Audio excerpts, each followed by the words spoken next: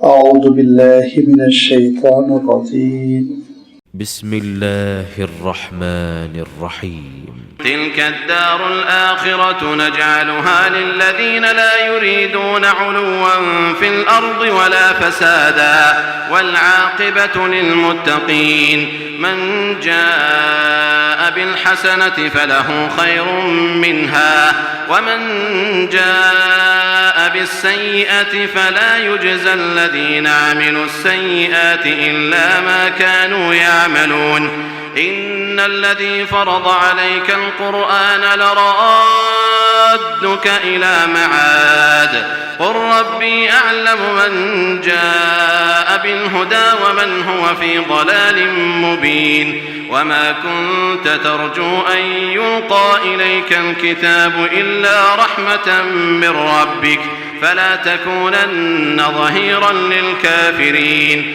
ولا يصدنك عن آيات الله بعد إذ أنزلت إليك وادع إلى ربك ولا تكونن من المشركين ولا تدع مع الله إلها آخر لا إله إلا هو كل شيء هالك إلا وجهه له الحكم وإليه ترجعون. صدق الله العظيم. الحمد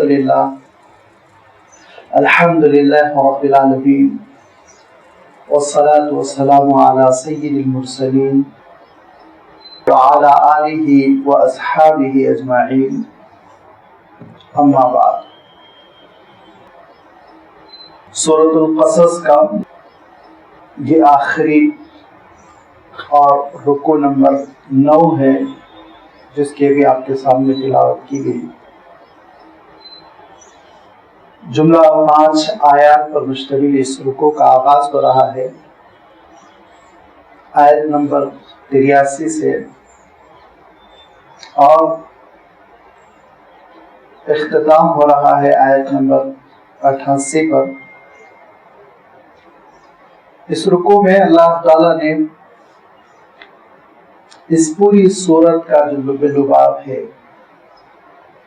جو خلاصہ ہے، جس کو ہم عبر کشید کہتے ہیں، وہ بیان فرما دیا. کیونکہ آپ نے شروع سے ملاحظہ کیا ہوگا کہ سورۃ القصص میں حضرت موسیٰ علیہ السلام کی زندگی کا بڑا حصہ اللہ تعالیٰ نے بیان فرمایا، اور حضرت موسیٰ علیہ السلام کی حیات طیبہ کے اس حصے کا جو تذکرہ آیا ہے، اس کی ایک حکمت ہے، اس کا ایک مقصد ہے. وہ مقصد آج جن آیات کی تلاوت کی گئی ان میں ایک آیت میں بہت نکھر کر آ رہا ہے. انشاءاللہ اس کی وضاحت اپنے موقع پر کی جائے گی، لیکن اللہ تعالیٰ نے حضرت موسیٰ علیہ السلام کے واقعے کو بیان کرتے ہوئے اپنی کائنات میں بکھری ہوئی نشانیوں کا بھی تذکرہ فرمایا، تاکہ لوگ ان میں غور و فکر کرتے ہوئے تدبر کے ذریعے سے معرفت خداوندی حاصل کر سکیں. اور پھر اختتام ہوا قارون کے قصے پر، جو خود حضرت موسیٰ علیہ السلام کی قوم کا ایک فرد تھا. اس طور پر کہ روایتیں بتاتی ہیں کہ وہ حضرت موسیٰ علیہ السلام کا حقیقی چچا زاد بھائی تھا. اور میں نے عرض کیا کہ حضرت موسیٰ علیہ السلام کے والد ماجد حضرت عمران جو تھے، انہی کے حقیقی بھائی تھے. یعمر یا یسوع ان کا نام روایتوں میں آتا ہے، اور یہ دونوں بیٹے تھے قاہث کے. تو آپ اندازہ لگائیے کہ ایک ہی جد امجد، اور اس نسل سے 2 بھائی، اور 2 بھائیوں میں سے ایک بھائی کے بیٹے حضرت موسیٰ علیہ السلام ہیں، دوسرے بھائی کے بیٹے وہ قارون بنا. لیکن قارون کا عالم یہ تھا کہ وہ بنی اسرائیل کی جاسوسی کرتا تھا، فرعون کے دربار میں رسائی کے لیے اس نے بنی اسرائیل سے بڑی غداریاں کی، اور اس طرح سے اس نے بڑی دولت اکٹھی کر لی کہ اس دولت کا آپ اندازہ اس بات سے لگا سکتے ہیں کہ اللہ تعالیٰ خود قرآن پاک میں ارشاد فرماتا ہے کہ اس کی دولت کا عالم یہ تھا، اس کے خزانوں کا عالم یہ تھا کہ اس کے خزانے کی کنجیوں کو اٹھانے کے لیے بھاری بھرکم نوجوانوں کی ٹیم بھی کمزور پڑ جائے، اتنا زبردست اس کا خزانہ تھا، اور اپنے خزانے پہ بہت اتراتا تھا۔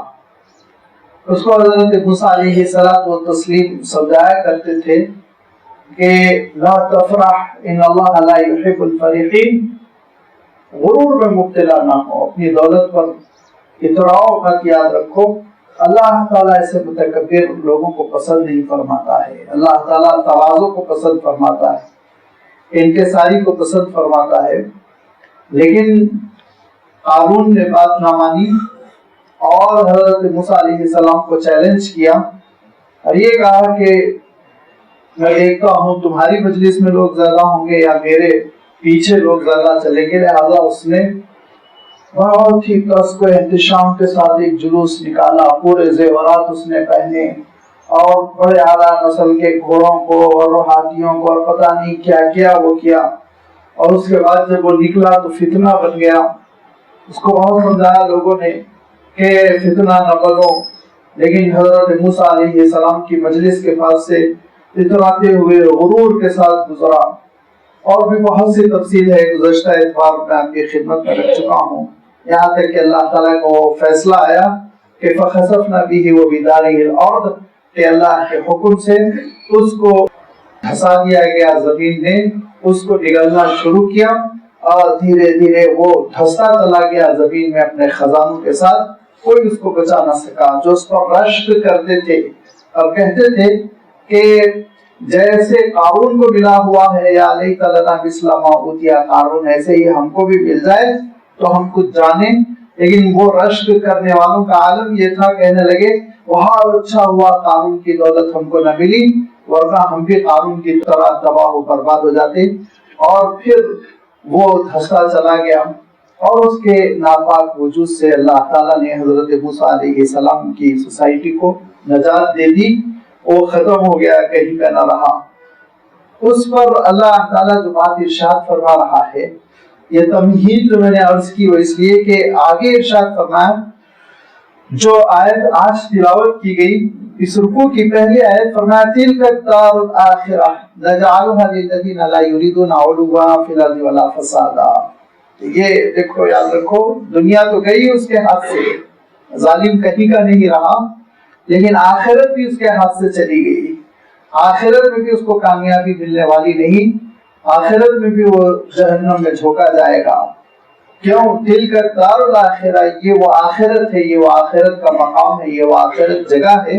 نَجْعَلُهَا لِلَّذِينَ لَا يُرِيدُونَ عُلُوًّا فِي الْأَرْضِ وَلَا فَسَادًا، یہ ہم طے کر دیتے ہیں ان لوگوں کے لیے جو زمین پر نہ بڑائی چاہتے ہیں نہ برائی چاہتے ہیں۔ ابھی تو مختصر سا ترجمہ میں نے کر دیا، نہ بڑائی چاہتے ہیں نہ برائی چاہتے ہیں، اور آپ جانتے ہیں عربی الفاظ کا ترجمہ اردو میں اس آسانی سے نہیں ہو پاتا ہے۔ میں عرض کرتا رہتا ہوں کہ اگر چٹان بھاری بھرکم ہو تو پوری کرین لگانی پڑتی ہے، وہ جا کے اس وزن کو اٹھا پاتی ہے۔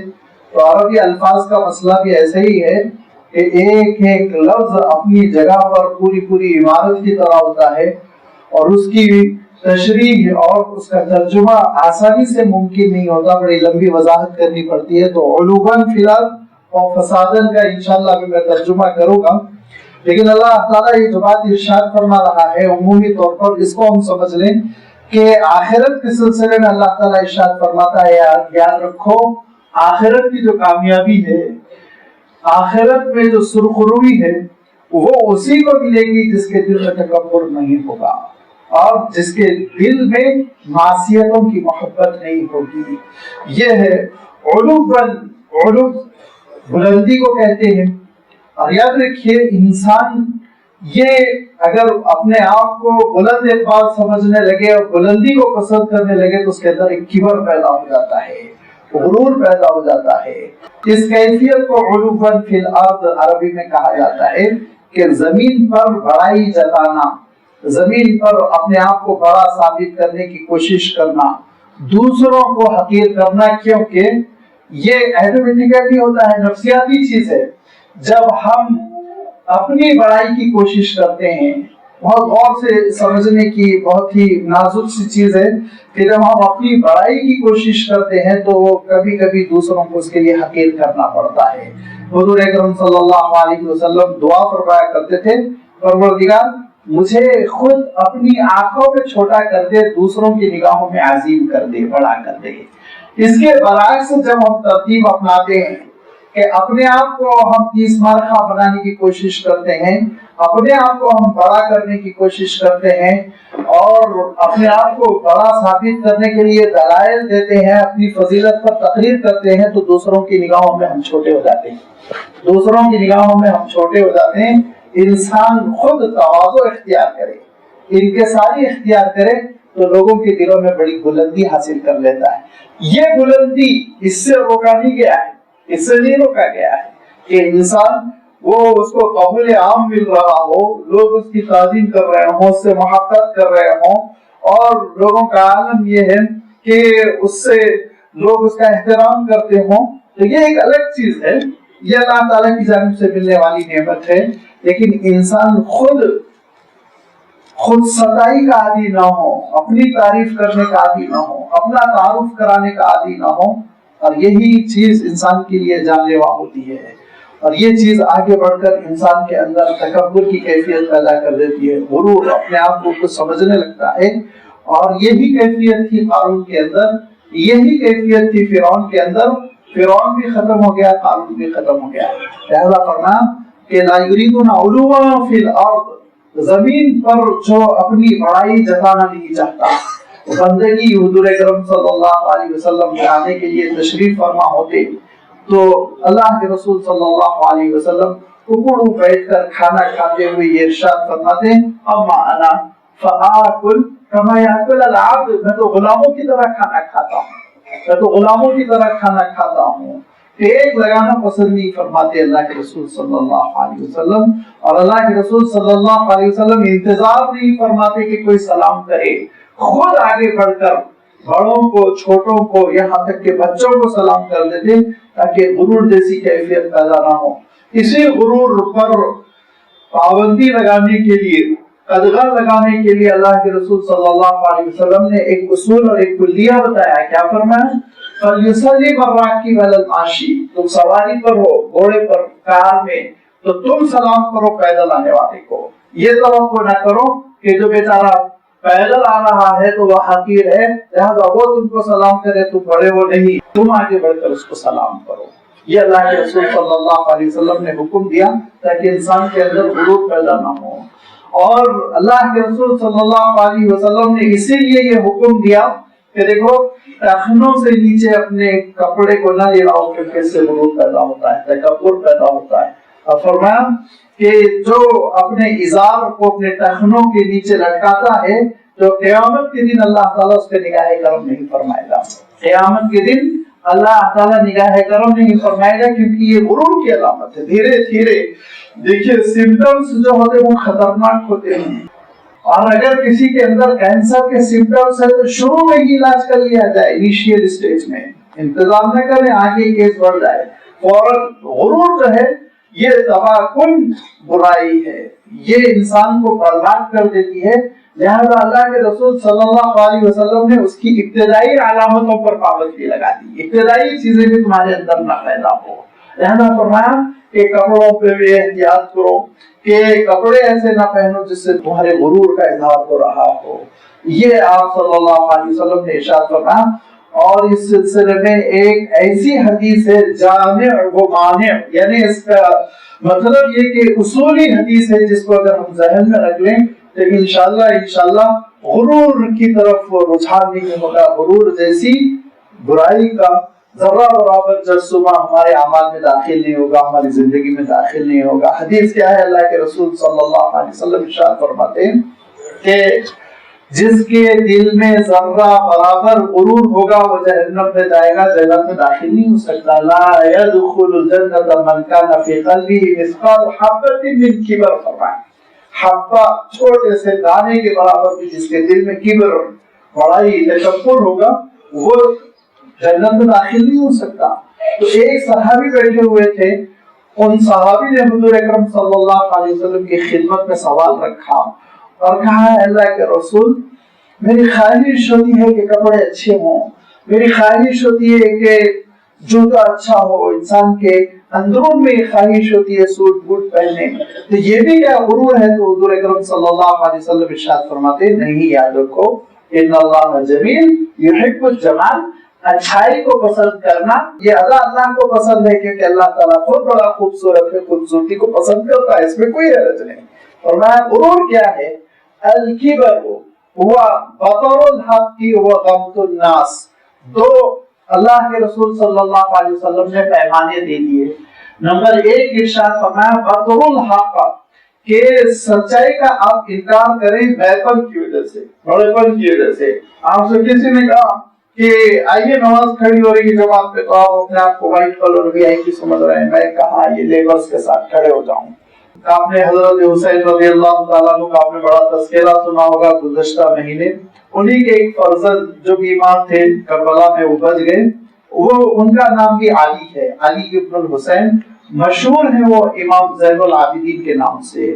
وہ بڑی سواری پر جا رہے تھے گھوڑے پر، ان کی آخری عمر کا واقعہ ہے، بڑی شہرت ہوئی ان کی، بہت بڑے اسکالر اور بہت بڑے عالم ہوئے امام زین العابدین رحمۃ اللہ علیہ۔ تو وہ جا رہے تھے گھوڑے پر، تو روڈ کے کنارے کچھ لیبر بیٹھا ہوا اپنا ناشتے دان کھول کر روٹی ووٹی کھا رہا تھا، اور ان لوگوں نے کہا حضرت آئیے شریک ہو جائیے، تو انہوں نے اپنی سواری روک دی، اتر گئے، ہاتھ دھو کر سڑک کے کنارے بیٹھ گئے اور کھانے میں شامل ہو گئے۔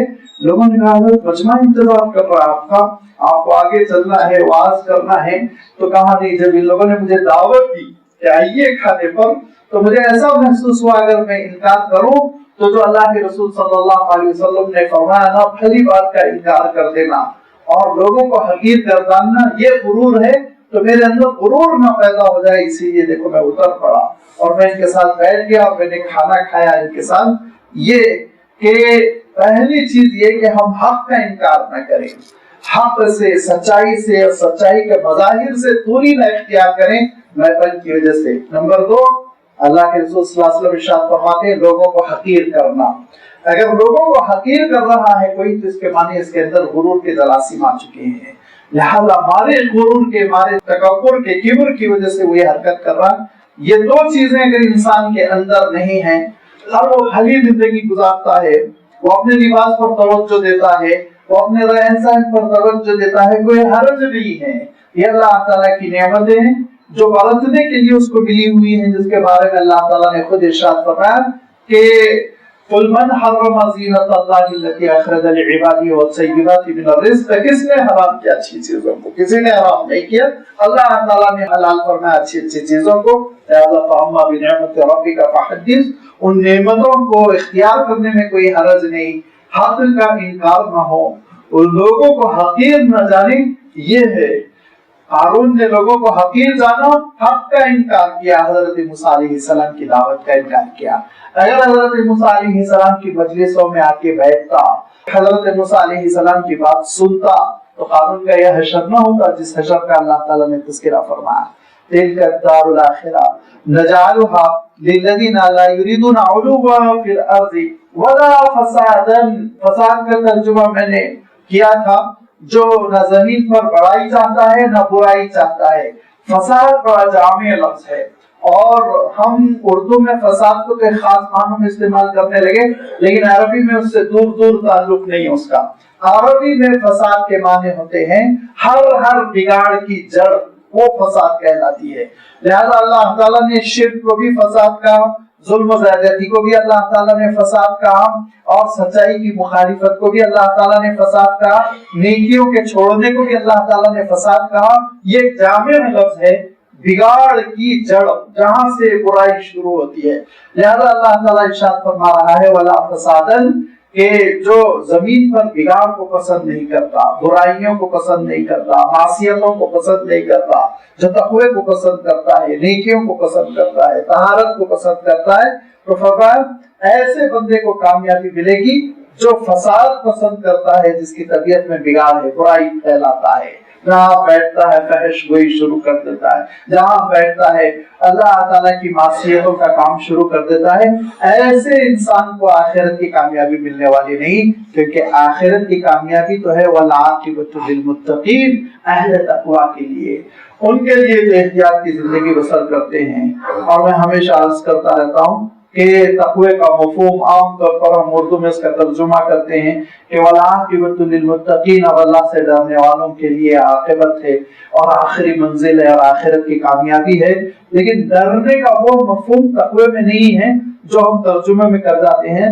تقوی کا مفہوم یہ ہے کہ بندہ اللہ تعالیٰ کے غضب سے بچنے کی کوشش کرے، اور اللہ کے غضب سے، اس کی سزا سے، اس کے عقاب سے، اس کے عذاب سے کیسے بچ سکتا ہے بندہ؟ اس کی ایک ہی تدبیر ہے کہ پروردگار نے جن چیزوں کو حرام کیا ہے ان سے بچ جائے، سیدھے سیدھے معصیتوں سے بچ جائے، نافرمانی سے بچ جائے۔ جب انسان زندگی میں نافرمانیوں سے بچتا ہے، معصیتوں اور حرام چیزوں سے بچتا ہے، تو وہ متقی ہے، اس کے اندر تقویٰ ہے۔ لہذا فرمایا یہ وہ اہل تقویٰ ہیں جن کو کامیابی ملے گی۔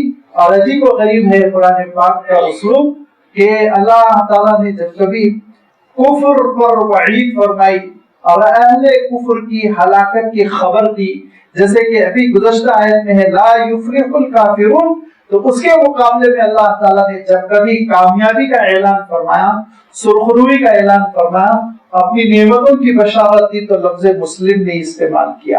حالانکہ بظاہر ضد جو ہے وہ لفظ مسلم ہے کافر کے مقابلے میں، لیکن آپ دیکھیں گے کہ اللہ تعالیٰ نے جو لفظ ارشاد فرمایا کامیابی کی خوشخبری دیتے ہوئے، فلاح کی خوشخبری دیتے ہوئے، اور بالآخر انجام کار آخرت میں وہ سرخ روئی کا ہوگا، یہ اطلاع دیتے ہوئے اللہ تعالیٰ نے ہمیشہ لفظ ارشاد فرمایا التقویٰ، المتقین، المسلمین نہیں۔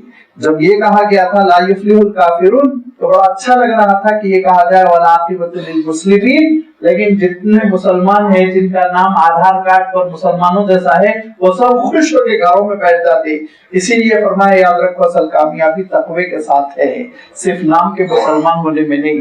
وَسِقَ الَّذِينَ اتَّقَوْا رَبَّهُمْ إِلَى الْجَنَّةِ زُمَرًا، وَسِقَ الَّذِينَ كَفَرُوا فرمایا، وَسِقَ الَّذِينَ أَسْلَمُوا نہیں فرمایا، جنہوں نے اسلام قبول کر لیا نہیں فرمایا، فرمایا وہ اہل تقویٰ ہے وہ جنت کی جانب کشا جا رہے ہوں گے، وہ جن کے اندر تقویٰ ہے۔ تو لہذا اصل کامیابی کا مدار یاد رکھیے وہ تقویٰ ہے۔ تقویٰ کیا ہے؟ اللہ تعالیٰ کی فرما برداری۔ تقویٰ کیا ہے؟ حرام چیزوں سے بچنا۔ یہ صفت اگر بندے کے اندر پیدا ہو گئی تو پھر وہ بندہ کامیاب ہے، ایسا کامیاب ہے کہ من جاء بالحسنۃ فلہ خیر منہا، کہ جو ایک نیکی بھی لے کر آئے گا تو اس نیکی کا اجر اس کو کہیں زیادہ، اس سے کہیں بہتر ملے گا۔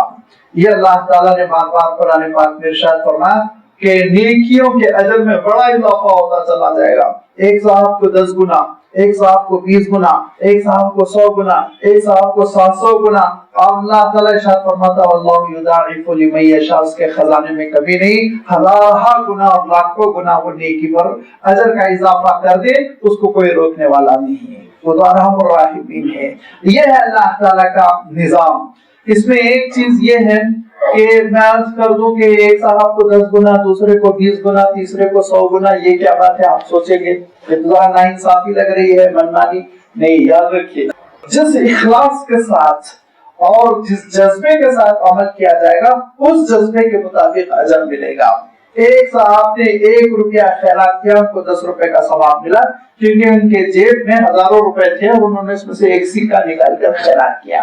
لیکن ایک ایسا لڑکا جس کے پاس 1 ہی روپیہ تھا اور اس کو معلوم تھا اسی سے میں بس کا ٹکٹ لے سکتا ہوں، لیکن اس نے دیکھا کہ ایک بندہ محتاج کی ضرورت پوری ہو سکتی، اس طالب علم نے اپنی جیب سے وہ روپیہ نکال کر اس کو دے دیا، اور اس کے بعد وہ پیدل اپنے گھر گیا، اور گھر جانے کے بعد बड़ी थकन हुई और ताखीर से आने पर अपने वालिदैन की डांट भी सुना और मुंह छुपाकर बेचारा सो गया, तो ये दोनों का अजर कैसे बराबर हो सकता है? आप सोचिए, जिसका सरमाया 1 ही रुपया था उसने सब कुछ अल्लाह की राह में खर्च किया, जिसका सरमाया लाखों रुपए थे उसमें से 1 रुपया खर्च किया।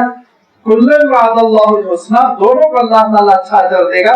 लेकिन लाजमी बात है जिसने कुर्बानियों के साथ दिया और जिसने मुखालिफतों का सामना करके नेकी की, उसका अजर तो कई गुना ज्यादा होता चला जाएगा। तो ये है मरातिब जिसकी वजह से अजर बढ़ता चला जाता है। फरमाया मन जाअ बिल हसनति फलहु खैरुम मिनहा, लेकिन इसके बिल्कुल बरअक्स जो है उसमें 1 गुनाह करके आओ तो 10 गुनाह का, और 1 गुनाह करके आओ तो 100 गुनाह का मुकाबला और उसकी सजा दी। वमन जाअ बिस्सय्यिअति फला युज्ज़ल लज़ीना अमिलुस्सय्यिआत इल्ला मा कानू यअमलून, जो एक बदी कर आएगा, एक गुनाह कर आएगा, फला युज्ज़ा, उसको बदला नहीं दिया जाएगा गुनाहों पर अमल करने वाले को मगर उतना ही जितना उन्होंने किया, इस पे इजाफा नहीं। ये अल्लाह के इंसाफ से बाइद है कि गुनाहों की सजा में इजाफा किया जाए, नहीं, सजा में नहीं इजाफा किया जाएगा। सजा तो उतनी ही मिलेगी जितना जुर्म किया था, लेकिन नेक काम करोगे तो याद रखो इसमें बड़ा इजाफा होता चला जाएगा। अल्लाह ताला ने इस एक नुक्ते को आखिरत में अल्लाह ताला के एक निजाम को, उसकी एक सुन्नत को, उसके एक तरीक़ेकार को बयान करते हुए यहाँ पर आखिरत का तज़किरा खत्म किया।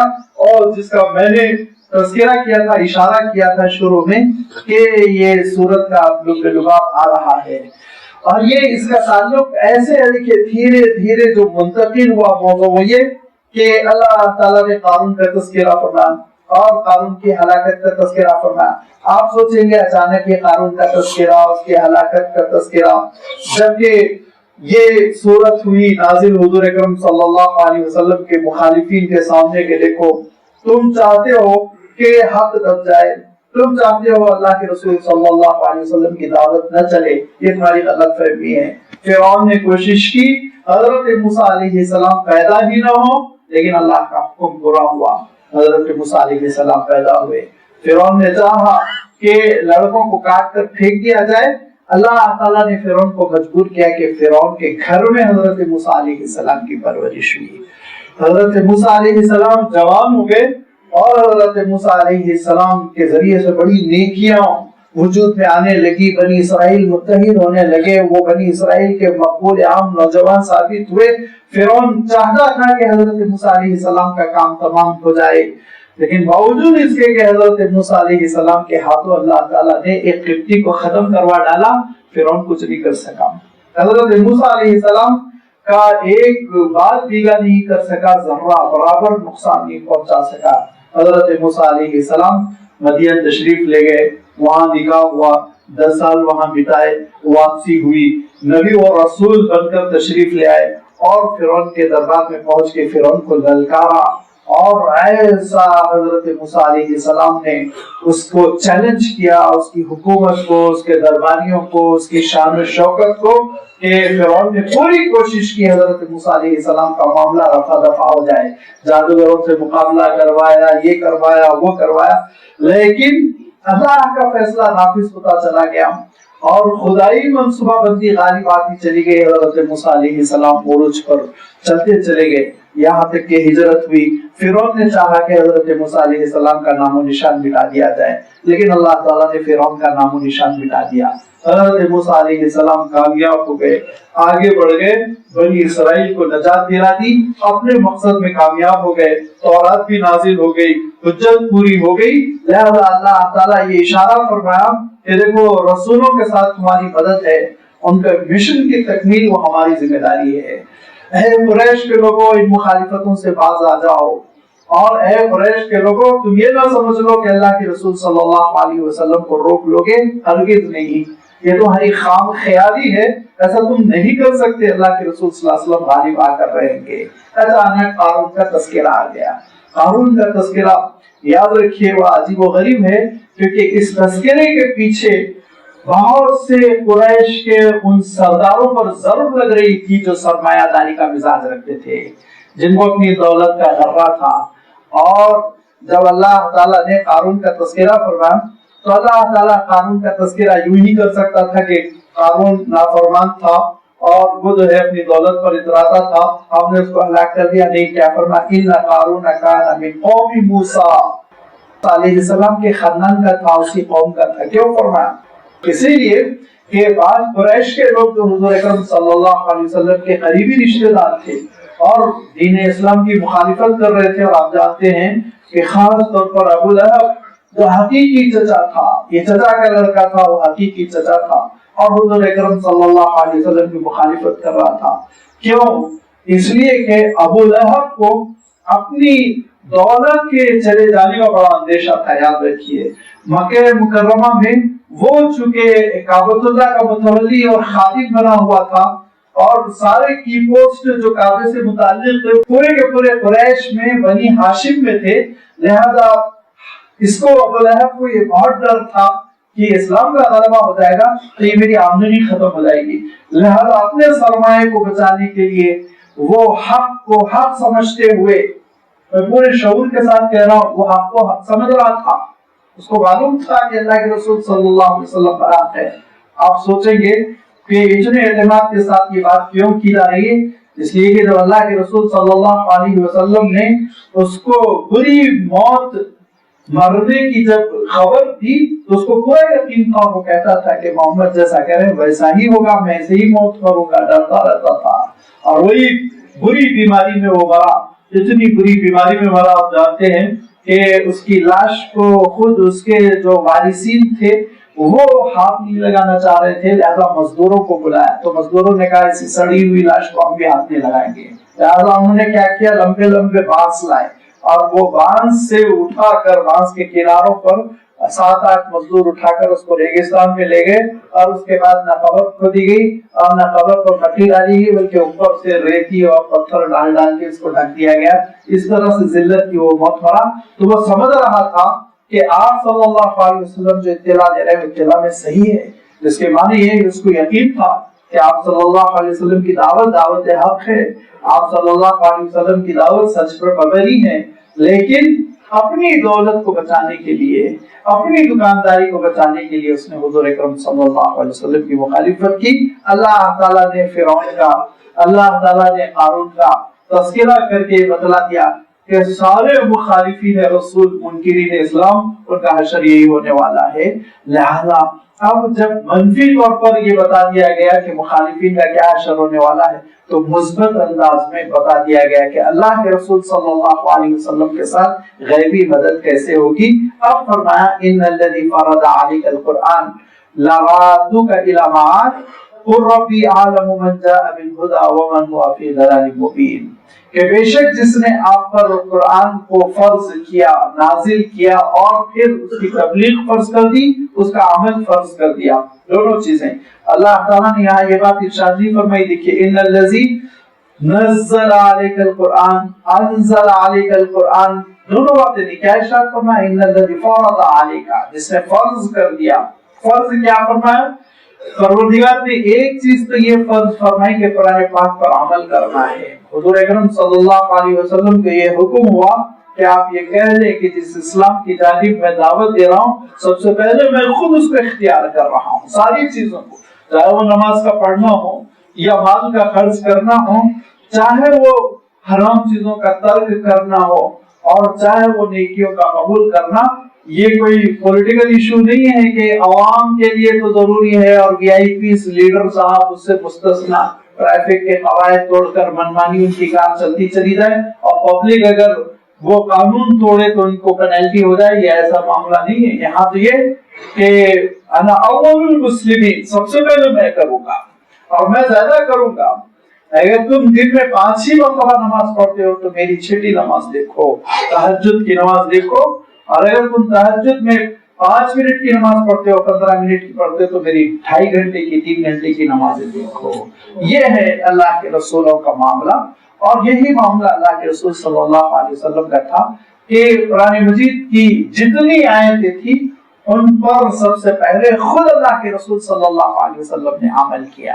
ان الذی فرض علیک القرآن، اور اسی پروردگار نے یہ بھی فرض کر دیا تھا کہ تبلیغ کریں، بلغ ما انزل الیک وان لم تفعل فما بلغت رسالتہ، اے نبی جو کچھ نازل ہو رہا ہے اس کی آپ کو تبلیغ کرنا ہے۔ ایک آیت اور ایک آیت کا حکم اور ایک حکم خداوندی، چاہے وہ وحی مطلوع کے ذریعے سے ہو، وحی غیر مطلوع کے ذریعے سے ہو، جو حکم آپ تک آ جائے وہ آپ کو پہنچانا ہے، چھپانا نہیں ہے۔ یہاں کتمان علم بہت بڑا جرم ہے، یاد رکھیے۔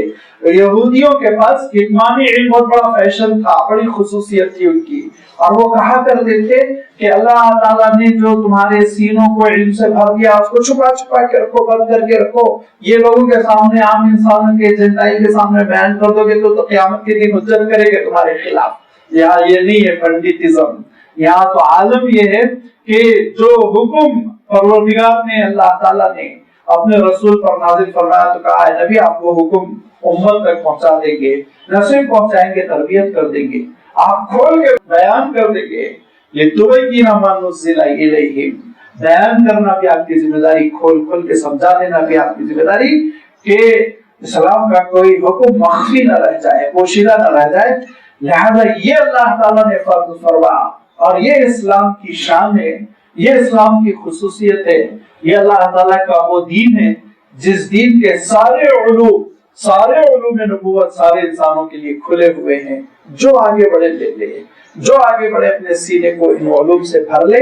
یہ ایسا چمن ہے جس میں کسی کے اوپر پابندی نہیں، نہ قوموں کے اعتبار سے، نہ عرب عجم کے اعتبار سے، نہ مشرق و مغرب کے اعتبار سے، نہ ذاتوں کے اعتبار سے، نہ بڑی ذات نہ چھوٹی ذات، نہ دولت کے اعتبار سے کہ امیر کے لیے حلال، غریب کے لیے حرام، غریب کے لیے حرام ہے تو امیر کے لیے حلال، ایسی کوئی چیز سب کے لیے کھلا ہوا ہے۔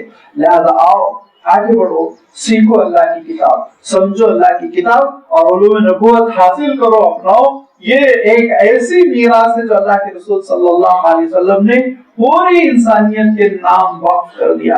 یہی وہ وجہ ہے کہ ایک مرتبہ مدینہ منورہ کا بازار بڑا بھرا ہوا تھا، خوب خرید فروخت، لوگ بھیڑ بھاڑ۔ آج کل بھی آپ عمرے کے بعد فارغ ہو کر ذرا دیکھیں مدینے کا بازار کیسا بھرا ہوا ہوتا ہے، اور اتنی دور دور سے لوگ آتے ہیں، اور بجائے اس کے کہ خوب مسجد نبوی میں وقت گزارا جائے، مواضع شریف میں حاضری ہو، سلام پیش کیا جائے، کوئی سونا خرید رہا ہے، کوئی کھجور خرید رہا ہے، کوئی یہ خرید رہا ہے، کوئی وہ خرید رہا ہے، وہ شاپنگ کے لیے ایک مرکز سمجھا جاتا ہے۔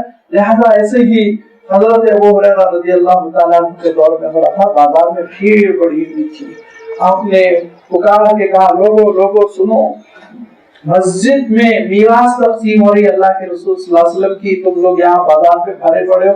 اب لوگ دوڑے، سمجھے کہ کرتے تقسیم ہو رہے ہوں گے، حضور اکرم صلی اللہ علیہ وسلم کی نالین مبارکین تقسیم ہو رہی ہوگی، یہ ملے گا وہ ملے گا۔ سب پہنچے تو وہاں دیکھا کچھ بھی نہیں ہے، ایک صاحب بیٹھے ہوئے ہیں جو درس حدیث دے رہے ہیں، حضور اکرم صلی اللہ علیہ وسلم کی حدیث سنا رہے ہیں۔ لوگوں نے سوالیہ انداز میں حضرت ابو ہریرہ کو دیکھا کہ آپ نے تو کہا کچھ بڑھ رہا ہے، یہاں تو کچھ نہیں ہو رہا ہے۔ تو حضرت ابو ہریرہ نے کہا یہ جو درس ہو رہا ہے نا، یہ میراث رسول، یہ تقسیم ہو رہی ہے، بازار میں کہاں وقت پر بات کر رہے ہو، یہ علوم ہے، یہ وہ علوم ہے جس کے بارے میں حضور اکرم صلی اللہ علیہ وسلم نے ارشاد فرمایا تھا، نحن معاشر الانبیاء لا نورث دینارا ولا درہما ولکن نورث علما، کہ ہم انبیاء علیہ الصلوۃ والتسلیم دینار و درہم نہیں چھوڑتے امت کے لیے، ہمیں علم چھوڑتے ہیں، علم، ہماری میراث علم ہوتی ہے۔ لہذا اللہ کے رسول صلی اللہ علیہ وسلم نے اپنے علوم ساری امت کے نام، پوری انسانیت کے نام وقف فرما دیے۔ جو آگے بڑھے گا انشاءاللہ اس سے اپنے سینے کو وہ بھر سکتا ہے۔ لہذا فرمایا کہ یہ ذمہ داری ہے نبی آپ کی ہے کہ آپ اپنے علوم سے انسان کو واقف کرا دیں، جو کچھ نازل ہو رہا آپ اس کی تبلیغ کر دیں، یہ آپ کی ذمہ داری ہے، اللہ تعالیٰ نے آپ پہ فرض کیا ہے۔ جب اللہ تعالیٰ نے فرض کر دیا پھر بڑی مخالفتیں ہو رہی ہیں۔ حضور اکرم صلی اللہ علیہ وسلم کو مکہ مکرمہ میں رہنے نہیں دیا جا رہا ہے تبلیغ کی وجہ سے۔ اگر اللہ کے رسول صلی اللہ علیہ وسلم کا اسلام گھریلو ہوتا، اپنے گھر میں آپ صلی اللہ علیہ وسلم عمل کر لیتے اور تبلیغ نہ فرماتے تو یاد رکھیے مخالفتیں نہیں ہوتی۔ مخالفتیں ہو رہی تھی اسی لیے کہ اللہ کے رسول صلی اللہ علیہ وسلم اسلام کی جانب لوگوں کو بلا رہے تھے، قرآن مجید سنا رہے تھے، پڑھا رہے تھے، سکھا رہے تھے۔ لہذا اب مخالفتوں کا عالم یہ کہ دھیرے دھیرے حضرت خدیجہ رضی اللہ تعالیٰ عنہ کی وفات ہو گئی. ابو طالب جو بہت حمایت کرتے تھے حضور اکرم صلی اللہ علیہ وسلم کی، ان کی بھی وفات ہو گئی. تو عالم یہ ہو گیا ان مخالفین کا اتنے جری اور ان کی ہمتیں اتنی بڑی ہو گئی کہ حضور اکرم صلی اللہ علیہ وسلم کے گھر میں ہانڈی پکتی رہتی تو اس میں ریتی بھر دیتے ہیں، اور حضور اکرم صلی اللہ علیہ وسلم اپنے آنگن میں نماز پڑھ رہے تھے کہ بکری ذبح ہوئی تھی اور اس کی گندگی تھی وہ حضور اکرم صلی اللہ علیہ وسلم پر اچھال دی. تو حضور اکرم صلی اللہ علیہ وسلم گھر سے باہر تشریف لائے اور کہا لوگوں دیکھو میرا پڑوسی کتنا اچھا پڑوسی ہے، مجھے گندا کر دیا ہے، مجھ پر گندگی اچھال رہا ہے. یہ اللہ کے رسول صلی اللہ علیہ وسلم کی مخالفتیں بڑھتے بڑھتے عالم یہ ہو گیا کہ ایک میٹنگ بلائی گئی، ایک نشست ہوئی کہ حضور اکرم صلی اللہ علیہ وسلم سے کیسے چھٹکارا حاصل کیا جائے. اب یہ مکی دور میں یعنی نبوت کا 13واں سال ہے اور کئی صحابہ ہجرت کر چکے ہیں، بالخصوص حضرت حمزہ اور حضرت عمر، یہ دونوں مدینہ منورہ جا چکے، جن کے روب کی وجہ سے یہ مشرکین بہت گھبراتے تھے، حضور اکرم صلی اللہ علیہ وسلم کے قریب آنے سے ڈرتے تھے. لیکن اب یہ دونوں بھی جا چکے ہیں. بیشتر صحابہ دھیرے دھیرے مکہ مکرمہ سے نکل کر مدینہ منورہ اللہ کے رسول صلی اللہ علیہ وسلم کے مشورے سے جا رہے ہیں. ہجرتیں شروع ہو چکی ہیں. حضور اکرم صلی اللہ علیہ وسلم کو حکم ہجرت نہیں ہے، اللہ کا رسول بغیر اللہ کے حکم کے کوئی کام کرتا نہیں، لہذا حضور اکرم صلی اللہ علیہ وسلم مکہ مکرمہ میں مقیم ہے کہ ایک میٹنگ ہو رہی ہے، اور اس میٹنگ میں عتبہ بھی ہے، شیبہ بھی ہے، ابو سفیان ہے، ابو جہل ہے، اور اس میٹنگ میں ایک نجد کے شیخ بھی آئے ہوئے ہیں، وہ دراصل ابلیس ہے جو ایک بزرگ کی شکل اختیار کیا ہوا بیٹھا ہوا ہے. مشورہ ہو رہا ہے، مشورے میں یہ کہا گیا کہ ایسا ہے نظر بند کر دیا جائے، گھر میں پیک کر دیا جائے، محمد کو صلی اللہ علیہ وسلم گھر سے باہر نہ نکلنے دیا جائے. تو یہ جو بزرگ آئے ہوئے نجد سے بوڑھے کا لباس پہنا ہوا، وہ کہتا ہے کہ نہیں میرا تجربہ بتاتا ہے کہ محمد کے چاہنے والے اتنا جان نچھاور کرنے والے ہیں کہ وہ لڑ بھیڑ کے کبھی نہ کبھی اٹھا کر لے کے چلے جائیں گے، یہ تدبیر کام نہیں چلے گی. دوسرے شخص نے کہا اگر ایسا ہے تو پھر ہم یہ کرتے ہیں کہ محمد کو غائب کر دیتے ہیں، کہیں اور لے کے چلے جاتے ہیں. تو اس نے کہا کہ یہ ہو ہی نہیں سکتا، مکہ مکرمہ سے تم محمد کو نکالو گے تو پھر لازمی بات ہے ان کے چاہنے والے ان کو لے لیں گے.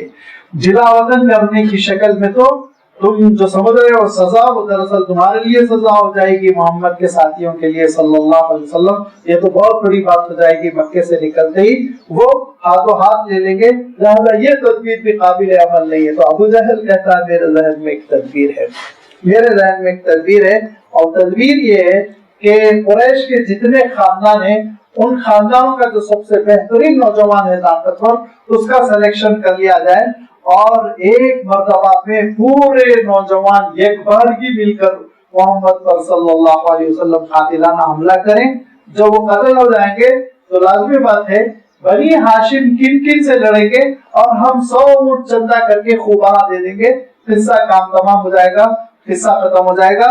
شیطان نے کہا، ابلیس نے کہا کہ یہ بات پتے کی ہے، اس پہ تو عمل کر سکتے ہو. لہذا طے ہو گیا کہ اب حضور اکرم صلی اللہ علیہ وسلم کو قتل کیا جائے. اور رات میں تیاری شروع ہو گئی، بہترین نوجوانوں کا سلیکشن ہوا اور 10-12 نوجوان مل کر رات کو دروازے کے سامنے کھڑے ہوئے ہیں کہ تہجد کے وقت جیسے ہی نکلے گے آپ صلی اللہ علیہ وسلم نماز پڑھنے کے لیے، ہم اس وقت کام تمام کر دیں گے. اللہ تعالیٰ کی جانب سے وحی آئی کہ آپ کو ہجرت کر جانا ہے. حضرت علی رضی اللہ تعالیٰ عنہ کو اپنا نائب بنایا اور گھر سے نکلے اللہ کے رسول صلی اللہ علیہ وسلم اور یاسین شریف کی ابتدائی آیتیں پڑھتے ہوئے آپ صلی اللہ علیہ وسلم نے ریتی اپنی مٹھی میں لے کر ان کی جانب پھینک دی، اندھے ہو گئے. یہ دوسری مرتبہ تاریخ میں مخالفین رسول اندھے ہوئے تھے. پہلی مرتبہ حضرت لوط علیہ السلام جب ہجرت کر رہے تھے تب بھی وہ اندھے ہو گئے تھے، اور یہ حضور اکرم صلی اللہ علیہ وسلم جب ہجرت کرنے لگے اندھے رہے.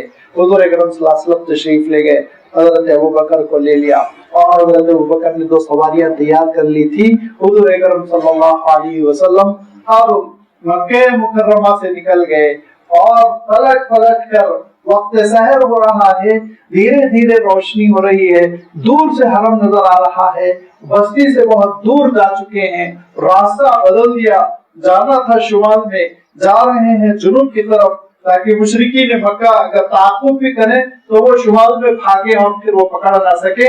रास्ता बदल के अल्लाह के रसूल सल्लल्लाहु अलैहि वसल्लम जुनूब से निकलकर आगे बढ़ते चले जा रहे हैं और जरा रोशनी हुई तो हुजूर अकरम सल्लल्लाहु अलैहि वसल्लम ने पलट कर देखा, हरम शरीफ को देखा तो हजरत अबू बकर कहते हैं अल्लाह क्या रसूल सल्लल्लाहु अलैहि वसल्लम की आंखों से आंसू जारी है और कह रहे हैं ऐ काबा मैं तुझे छोड़कर हरगिज न जाता, मैं तुझे छोड़कर हरगिज न जाता, लेकिन क्या करूं जिस दावत के साथ मेरे मौला ने मुझे भेजा है उस पर तेरी कौम मुझे रहने नहीं देती, लिहाजा मैं हिजरत कर रहा हूं।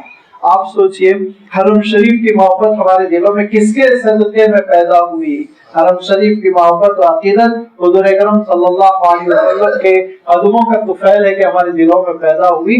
तो अल्लाह के रसूल सल्लल्लाहु अलैहि वसल्लम को कितनी मोहब्बत रही होगी हरम से, जो आपके जद्द अमजद हजरत इब्राहिम का बनाया हुआ, जहाँ बचपन गुजरा, जहाँ जवानी गुजरी और जहाँ पे कि आप सल्लल्लाहु अलैहि वसल्लम को मालूम है यही मेरी दावत को तकमील पाना है, वो हरम को छोड़कर अल्लाह के रसूल सल्लल्लाहु अलैहि वसल्लम रवाना हुए और जोहफा के मकाम पर गारे सौर के और आगे जोहफा के मकाम पर अल्लाह के रसूल सल्लल्लाहु अलैहि वसल्लम ठहरे हुए हैं, बड़े कबीला खातिर हैं और बहुत अल्लाह के रसूल सल्लल्लाहु अलैहि वसल्लम गमगीन है।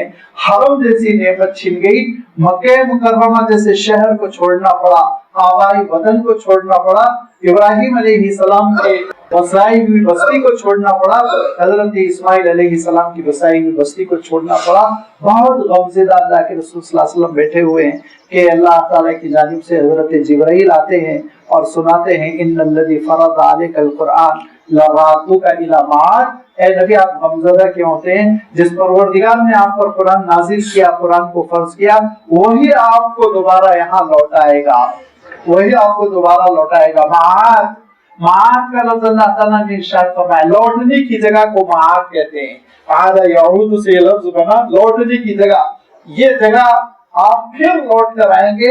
और आप देखिए कि एक तरफ तो ये कुरान पाक की पेशन गोई, क्या लबो लहजे का कॉन्फिडेंस एतमाद है। देखिए कि लरादु का इला माद, नरुद्दु इला माद नहीं फरमाया, ये भी खबर अगर दी जाती तो सही होती, लेकिन लरादु का इला माद में जो ताकीद है कि ये फैसला नाफिज हो चुका है, हम लौटाने वाले हैं, होकर रहेगा, इसमें कोई शक व शुबा नहीं। दूसरे आप देखें कि बिल्कुल वैसे ही जैसे कि हजरत मूसा अलैहिस्सलाम की वालिदा मूसा अलैहिस्सलाम को ताबूत में रखकर जब पानी की नजर कर चुकी थी, गमज़दा अल्लाह ताला के दरबार में बैठी रो रही थी कि मेरा बेटा, मेरी औलाद, वो अल्लाह उसके पानी में मैं छोड़ दिया, उसका क्या हशर होने वाला है। लिहाजा अल्लाह ताला ने उस वक्त इरशाद फरमाया था कि तुम न गमज़दा हो न खौफज़दा हो। क्यों? इरशाद फरमाया था इन्ना रादूहु इलैकी व जाइलूहु मिनल मुरसलीन, हम लौटा कर रहेंगे मूसा को तुम्हारी गोद में, तुम्हारी गोद में ए उम्मे मूसा, हम मूसा को लौटा कर रहेंगे। यहाँ बिल्कुल बेआईनी ही उसी लफ्ज में अल्लाह ताला ने हुजूर अकरम सल्लल्लाहु अलैहि वसल्लम को खुशखबरी दी, लरादू का इलामात, आप गमज़दा न हो, आपको हम आपके मकाम तक लौटा कर रहेंगे।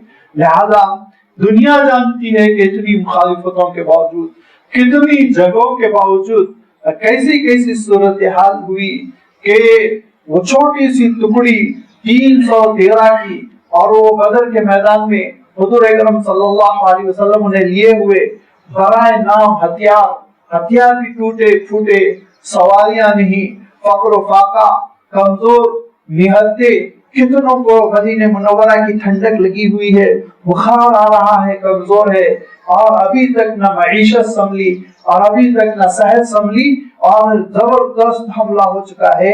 1000 का 3 गुना लश्कर है। हुजूर अकरम सल्लल्लाहु अलैहि वसल्लम ने, जो अल्लाह के रसूल सल्लल्लाहु अलैहि वसल्लम का आलम ये था कि अल्लाह ताला पर एतमाद में हुजूर अकरम सल्लल्लाहु अलैहि वसल्लम से बढ़कर इंसानियत में कौन हो सकता। वो अल्लाह के रसूल ये फरमाने लगे इन तहलिक हाज़िहिल असाबा फलन तौबत फिल अर्द, मौला ये टुकड़ी अगर कल हलाक हो जाएगी तो रूए जमीन पर तेरी इबादत करने वाला कोई बाकी नहीं रह जाएगा। ऐसे खतरात से गुजरते गुजरते एक वक्त ये भी आया کہ حضور اکرم صلی اللہ علیہ وسلم مکہ مکرمہ داخل ہو رہے تھے، 10,000 کا لشکر آپ کے ساتھ تھا، مخالفتیں ختم ہو چکی تھی، مخالفین نے اب اسلام قبول کر لیا تھا یا راہ فرار اختیار کر چکے تھے، راتوں کا الی معاد، اللہ کے رسول صلی اللہ علیہ وسلم اپنے مقام کی طرف لوٹ کر آ رہے تھے۔ حضور اکرم صلی اللہ علیہ وسلم پھر دوبارہ مکہ مکرمہ میں شان و شوکت کے ساتھ داخل ہو رہے تھے۔ اب مکہ مکرمہ کو گندگیوں سے پاک کرنا تھا، بتوں سے پاک کرنا تھا، شرک کی نجاستوں سے پاک کرنا تھا، لہذا اللہ کے رسول صلی اللہ علیہ وسلم پورے اطمینان کے ساتھ عالم یہ سجدہ کرتے ہوئے داخل ہو رہے تھے، پروردگار کا شکر بجا لاتے ہوئے داخل ہو رہے تھے۔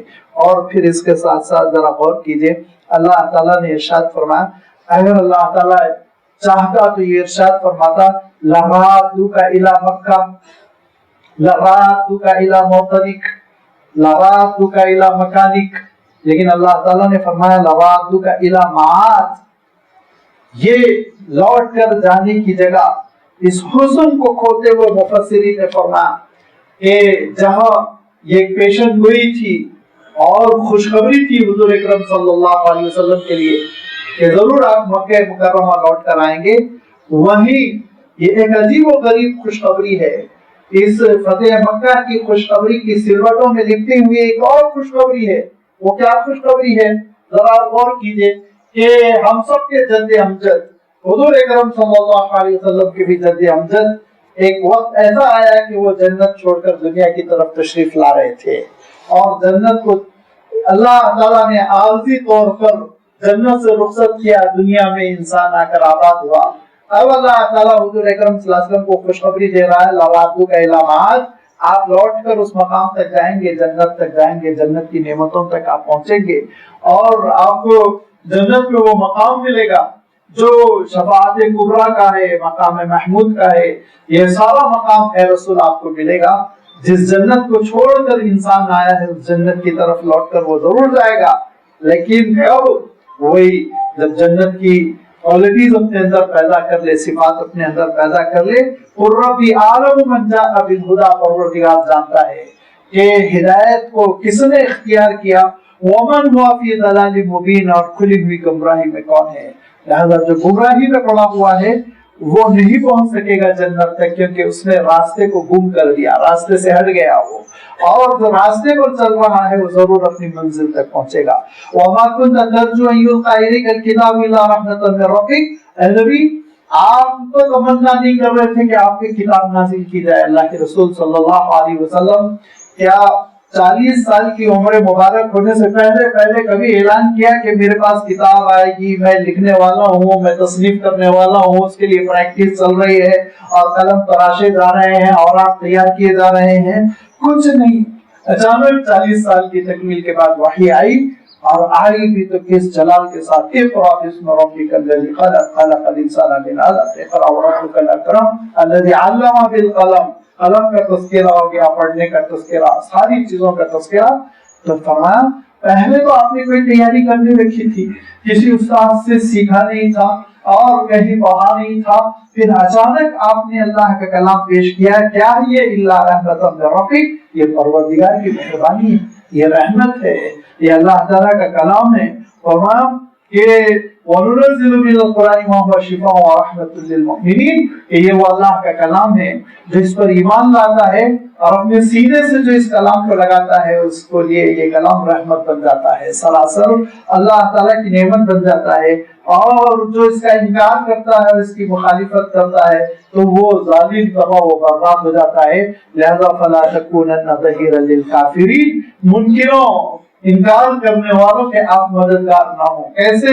اللہ کے رسول صلی اللہ علیہ وسلم کافروں کے کیوں مددگار بنیں گے؟ آپ سوچئے، اس معنوں میں کہ مارے شفقت کے، محبت کی وجہ سے حضور اکرم صلی اللہ علیہ وسلم جو بار بار دعا کرتے تھے اللہ ان کو بھی ہدایت دیجئے، اللہ ان کو بھی ہدایت دیجئے، تو اے نبی یہ ظالم منکر انکار پہ مریں گے، آپ ان کے مددگار نہ ہو، آپ ان کے حق میں نہ دعا کریں نہ ان کی کوئی رعایت کریں۔ وَلَا يَصُدَّنَّكَ عَنْ آيَاتِ اللَّهِ، اللہ کی آیتوں سے آپ کو کوئی چیز روک نہ سکے، نہ محبتیں روک سکے، نہ تعلقات روک سکے، نہ خوف روک سکے، کوئی چیز آڑے نہ آئے اللہ کی आयतें आपको पहुंचाना ही पहुंचाना है। वला यसुद्दन आयातिल्लाहि बादा इज़ उनज़िलत, जबकि वो आप पर नाजिल हो चुकी हैं, तो फिर उसके बाद आपकी ड्यूटी ये है वदउ इला रब्बिक, परवरदिगार की तरफ आप दावत देते रहें। वला तकुनन्ना मिनल मुशरिकीन, और जर्रा बराबर शिर्क नहीं इख्तियार करें। क्या है ये जर्रा बराबर शिर्क इख्तियार न करें? वला तकुनन्ना मिनल मुशरिकीन, नऊज़ु बिल्लाह। हुजूर अकरम सल्लल्लाहु अलैहि वसल्लम क्यों मुशरिकों के साथ हो जाएंगे? ये दरअसल मुशरिकों को जवाब है। मुशरिकीन मक्का हुजूर अकरम सल्लल्लाहु अलैहि वसल्लम की खिदमत में अर्ज किया करते थे कि ये भी तो हो सकता है मोहम्मद कि आप अपने मजहब पर अमल कीजिए, हम अपने मजहब पर अमल करेंगे, मिलजुल कर रहेंगे। आपसे भी इंडिया में यही मुतालबा होता है कि दीपावली में भी आप शिरकत कर लीजिए, दशहरा भी कर लीजिए, ईद की नमाज भी पढ़ लीजिए, उनको शीर खुरमा भी पिला दीजिए, झगड़ा खत्म। ये कॉम्प्रोमाइजिंग किस्म का इस्लाम ये हमेशा से मुतालबा हुआ है। और इस्लाम का मिजाज क्या है? तौहीद के मामले में कोई कॉम्प्रोमाइज नहीं।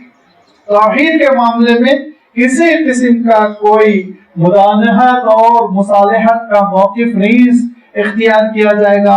शिर्क की जरा बराबर रियायत नहीं होगी। इस्लाम में शिर्क की कोई गुंजाइश नहीं है। और जब शिर्क का तज़किरा आया तो ऐसा जाहो जलाल जो परवरदिगार अपने बंदों से खिताब किया, तो ये इरशाद फरमाया कुल ली इबादियल्लज़ीना असरफ़ू अला अनफुसिहिम ला तक़नतू मिन रहमतिल्लाह, मेरे उन बंदों से नबी कह दीजिए जो गुनाह पे गुनाह कर रहे हैं, मायूस ना हो, मुझसे मायूस ना हो। ऐसी मोहब्बतों से बंदों से खिताब करने वाला शिर्क का मामला आया तो उसका जाहो जलाल देखिए। कुल या अय्युहल काफिरून ला अअबुदु मा तअबुदून, इन काफिरों से कह दीजिए कतई किस्म की शिर्क में कोई रियायत नहीं होगी, शिर्क में कोई रियायत नहीं होगी। लिहाजा मुशरिकीन मक्का की उम्मीदों पर पानी फेर देने के लिए अल्लाह ताला इरशाद फरमाता है कि आप खुलकर कह दीजिए कि मैं मुशरिकों के साथ कभी नहीं रहूंगा। शिर्क के साथ इस्लाम जी नहीं सकता, इस्लाम शिर्क के साथ बेजार है, इस्लाम शिर्क के साथ। इस्लाम आया है मूर्ति पूजा से रोकने के लिए, इस्लाम कॉम्प्रोमाइज नहीं कर सकता। इस्लाम आया है शिर्क को जड़ से उखाड़ देने के लिए, इस्लाम कॉम्प्रोमाइज नहीं कर सकता। एक डॉक्टर से आप ये कहें कि पेशेंट के जिस्म में बीमारियां इंजेक्ट कर दे तो हो नहीं सकता। डॉक्टर आया है इलाज मुआलजे के लिए, डॉक्टर थोड़ी बहुत बीमारियां फैलाएगा, जरासीम जिस्मों में दाखिल करेगा। तो जैसे ये नहीं हो सकता, ये तो बिल्कुल एक छोटी सी मिसाल है। इस्लाम का आलम ये है, शिर्क को इस्लाम कभी गवारा नहीं कर सकता। और याद रखिए आगे इंशाअल्लाह आइंदा इतवार से सूरतुल अनकबूत का आगाज होने वाला है। आगाज ही में अल्लाह ताला ने फरमा दिया यही तौहीद है, यही रब्बी अल्लाह है, यही अल्लाह ताला का नारे मस्ताना है जिसकी वजह से तुमको पिटना पड़ेगा, लुटना पड़ेगा, घरों को छोड़ना पड़ेगा, कभी तलवारें चलेगी, कभी तुम्हारे आशियानों को जला दिया जाएगा मेरे बंदो, लेकिन इसी की वजह से मैं तुमको फिर जन्नत दूंगा, इसी के बदले में तुमको जन्नत दूंगा कि तुम मेरा नाम ले लेके लुटते रहोगे तारीख में। ये होता रहेगा। अल्लाह ताला साफ इरशाद फरमाया, ये मत समझो कि ये कह देना कि मैं मुसलमान हूँ, ईमान कबूल कर चुका हूँ, उसके बाद घर में तुम ठंडे बैठे रह जाओगे, एसी में जिंदगी बसर हो जाएगी। नहीं, मुखालिफिन चढ़ चढ़ कर आएंगे, सताएंगे तुमको। ये वो कलमा तौहीद है जिसके लिए एक बंदे मोमिन तावता है, भिड़ता है, मरता है, शहादत तक पहुंचता है। अल्लाह ताला आगे इरशाद फरमा रहा है, इंशाअल्लाह वो चीज आएगी। यहाँ इरशाद फरमाया कि मुशरिकीन की उम्मीदों को काट कर रख दीजिए कि ज़र्रा बराबर की कोई किसी किस्म की मुदानहत और मुसालहत नहीं होगी। वला तकुनन्ना मिनल मुशरिकीन, शिर्क से कोई कॉम्प्रोमाइज नहीं होगा।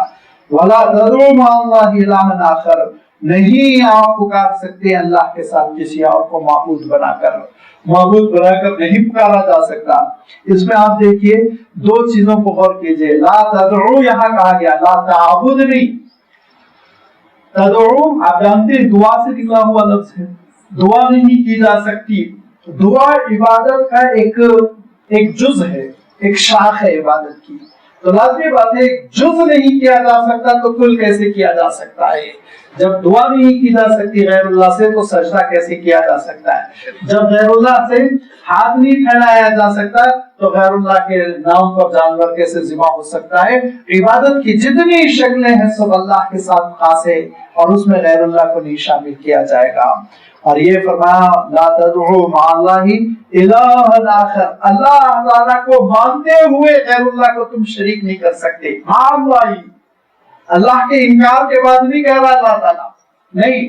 بعض لوگوں کو بڑی غلط فہمی ہوتی ہے نا کہ اللہ مسجد کا حق مسجد کو دے رہے ہیں، غیر اللہ کا حق غیر اللہ کو دے رہے ہیں. کہا نہیں، سارے یہ حقوق اللہ کے ہیں. معاذ اللہ کے ساتھ کسی کو تم معبود نہیں تصور کر سکتے، کسی کو تم معبود تصور نہیں کر سکتے. الہ آخر، معبود کے معنی کیا ہے؟ معبود کے معنی کیا ہے؟ میں بہت مختصر تشریح کر رہا ہوں. وہ ذات، معبود کے معنی وہ ذات جو بغیر ذریعے کے کام انجام دے دے. اس کے معنی کیا ہے؟ مثلا ذریعے کے ذریعے سے آپ کو پلین میں بٹھا کر یہاں سے امریکہ پہنچانا پائلٹ کا کام ہے، آسانی سے کرتا ہے، ذریعہ ہے. لیکن اگر آپ کسی شخصیت کے بارے میں سمجھتے ہو یہیں بیٹھے بیٹھے آپ کو امریکہ پہنچا دیں گے، تو آپ اس کو خدا سمجھ رہے ہیں، آپ اس کو خدا سمجھ رہے ہیں. علم استاد سے ملتا ہے، لیکن کسی دیوی کے بارے میں یہ سمجھ لے غیب سے وہ علم دے دے گی. پیسے تجارت محنت ملازمت سے ملتے ہیں. کسی چیز کے بارے میں، کسی شخصیت کے بارے میں سمجھ لیں کہ وہ اپنے خزانے سے پیسے دے دیں گے. کسی کے بارے میں سمجھ لے وہ اپنے خزانے سے اولاد دے دیں گے. کسی کے بارے میں تصور کر لے وہ غیب سے مرض کو دور کر دیں گے، شفا دے دیں گے. تو لازمی بات ہے یہ ساری چیزیں اللہ کے ساتھ کسی کو شریک کرنا ہے. غیب سے بغیر ذریعے کے کام کرنا صرف اور صرف اللہ تعالیٰ کا فنکشن ہے، اس کا انداز ہے، اس کی شان کے لیے زیبا ہے. بغیر ذریعے کے وہ دے سکتا.